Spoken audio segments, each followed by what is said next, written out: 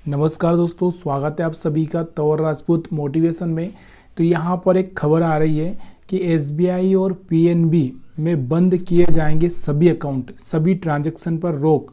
कर्नाटक सरकार का बड़ा फैसला, या हम बोल सकते हैं बड़ा ऐलान। तो देखिए, एक तो सबसे पहले हम लोग ये समझना ज़रूरी होता है कि किसी भी बैंक में किसी भी सरकार का अकाउंट होना कितना ज़रूरी है।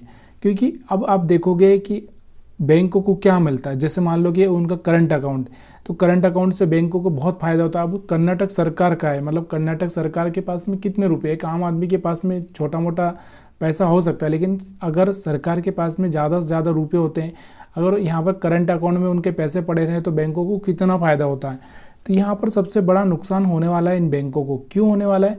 क्योंकि अगर उनके करंट अकाउंट में या सेविंग अकाउंट में या एफडी में अगर सरकार के पैसे पड़े हैं, तो सबसे ज़्यादा ज़रूरी होता है कि बैंकों के लिए, क्योंकि बैंकों को क्या चाहिए? कासा चाहिए। कासा मतलब करंट अकाउंट और सेविंग अकाउंट।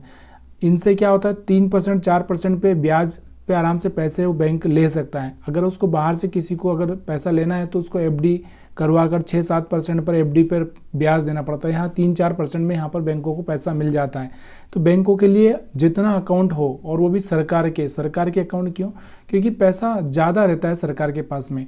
तो यहाँ पर आपको सरकार के पास में अगर पैसा ज़्यादा रहेगा तो बैंकों को सबसे ज़्यादा फायदा होगा। तो ये चीज़ें समझना बहुत ज़रूरी हो जाता है। तो यहाँ पर एसबीआई और पीएनबी के लिए यहाँ पर सबसे बड़ी और सबसे बुरी खबर है ये कि कर्नाटक सरकार यहाँ पर अपने सारे अकाउंट बंद कर देगी। अब अकाउंट बंद करने के पीछे का कारण क्या बता रही है? देखिए, यहाँ पर इनके साथ में क्या हुआ।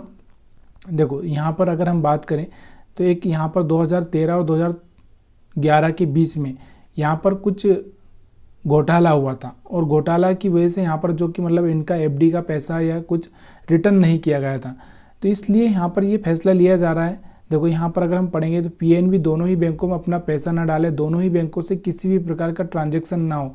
राज्य सरकार ने एफडी वापस ना कर धोखाधड़ी के 2 मामलों के कारण एसबीआई और पंजाब नेशनल बैंक में रखे सभी पैसे वापस लेने का प्रस्ताव दिया है। मतलब क्या हुआ था, या हो सकता है इनके साथ में क्या हुआ, अब तो पूरा डिटेल तो अभी आपको भी पता नहीं है, मेरे को भी पता नहीं है, और पूरा डिटेल निकाला जा सकता है, या फिर एक तरह से देखा जा सकता है कि इनके साथ में मतलब इन्होंने कहीं पर एफडी कर दी होगी, और एफडी के बाद में जो पैसा था उस पैसे में क्या हो गया, घोटाला हो गया। घोटाला किस तरह से?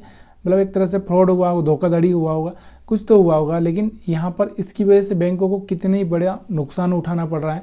यहाँ पर आप देख सकते हैं कि अगर मान लो अकाउंट बंद हुए तो कहीं ना कहीं वहाँ पर जो भी लोग हैं, लोकल वाले लोग भी थोड़ा बहुत यहाँ पर देख सकते हैं कि भाई एक नेगेटिव खबर फैलेगी बैंकों के बारे में, कि बैंक को बड़ी बड़ी सरकार अगर यहाँ पर इस तरह से करने लगी तो फिर क्या होगा बैंकों का आगे।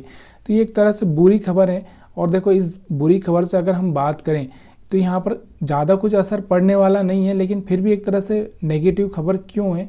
क्योंकि अगर मान लो ये थोड़ा सा ये चला गया खबर, मैसेज लोगों को कि ये मैसेज चला गया कि भाई यहाँ पर सरकार मतलब ये दोनों ही बैंक फ्रॉड करते हैं, तो यहाँ पर क्या होगा, लोग यहाँ पर इसमें अकाउंट बंद करने लगेंगे। अकाउंट बंद करेंगे तो यहाँ पर बैंकों को नुकसान होने लगेगा सबसे ज़्यादा।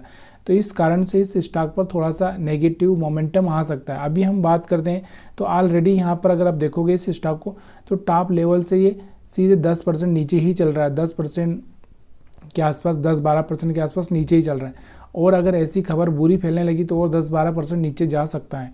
तो इस तरह से आपको देखना है, अगर यहाँ पर कुछ सेलिंग आती है या फिर यहाँ पर ज़्यादा कुछ बड़ा इशू होता है तो फिर यहाँ पर इसके लिए एक बहुत बड़ी न्यूज़ और बहुत बुरी खबर हो सकती है।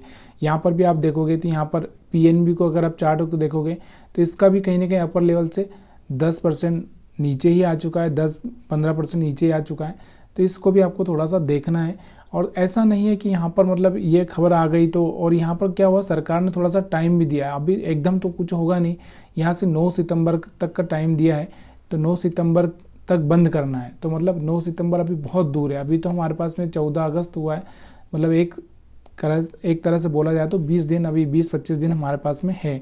तो यहाँ पर धीरे धीरे ही जो भी होगा, धीरे धीरे होगा, तो थोड़ा सा नेगेटिव इफेक्ट देखने को मिल सकता है इन दोनों स्टॉक्स पर। इसलिए मैं यही बोलना चाहता हूँ कि आगे चलकर इनमें इन्वेस्टमेंट करने से पहले सबसे पहले थोड़ा सा सोचना बहुत ज़रूरी होता है कि कहाँ पर आपको इन्वेस्टमेंट करना है, कहाँ पर इन्वेस्टमेंट नहीं करना है। वीडियो देखने के लिए आप सभी का बहुत बहुत धन्यवाद।